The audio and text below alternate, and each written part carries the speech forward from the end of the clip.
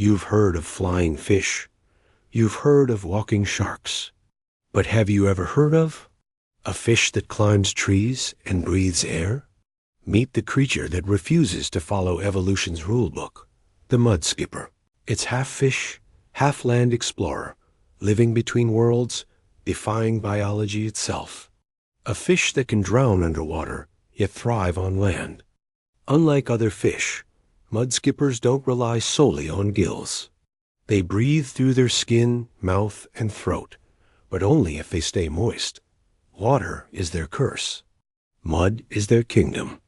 Scientists call them living blueprints of evolution, creatures that show us how life may have first crawled onto land millions of years ago. With muscular fins that act like legs, they walk, jump, and even climb roots and branches, turning muddy coastlines into their playground. This is where it gets insane. They can climb trees, using suction-like fins to inch upward toward their prey. They trap oxygen pockets inside their cheeks, like portable scuba tanks, allowing them to survive out of water for hours. And just like humans, they fight for land. Each patch of mud is a kingdom, and intruders face fierce theatrical battles. Their courtship rituals are bizarre. Males build underground homes and perform mud dances to impress females.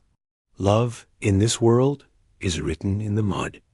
Deep in those burrows, males trap air bubbles for their eggs, creating an oxygen nursery beneath the mud. In labs, researchers found mudskippers recognize reflections, solve mazes, and adapt their breathing when air runs thin. Every few hours, their world disappears beneath the tide. Yet they always find their way back, as if the mud remembers them. Their eyes move independently, like periscopes, giving them a panoramic view of both air and water. The only fish that truly watches two worlds at once. Their skin is their loam, thick, vascular, and always wet. If it dries, they suffocate. If it floods, they drown.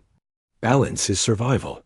Some scientists believe mudskippers are repeating evolution's greatest leap, the transition from sea to land. Their homes aren't random holes. They're engineered air chambers, designed to withstand tides and oxygen shifts. Watch long enough, and they feel alien. Breathing air, crawling on fins, blinking human-like eyes. A fish that behaves like an animal from another planet. If evolution hit rewind and humans vanished, the next creature to rule the land might not walk. It might slither from the mud. They've been seen adapting faster than predicted, surviving in oxygen-poor air longer each generation. Evolution in real time. They don't just survive on land, they hunt there. A fish that stalks and attacks like a lizard. Scientists discovered mudskippers blink to clean and moisten their eyes, a trait thought exclusive to land vertebrates. Proof that nature's boundaries are illusions. When they breathe, tiny capillaries under their skin extract oxygen directly from the air. Every breath through the mud keeps their dual worlds alive.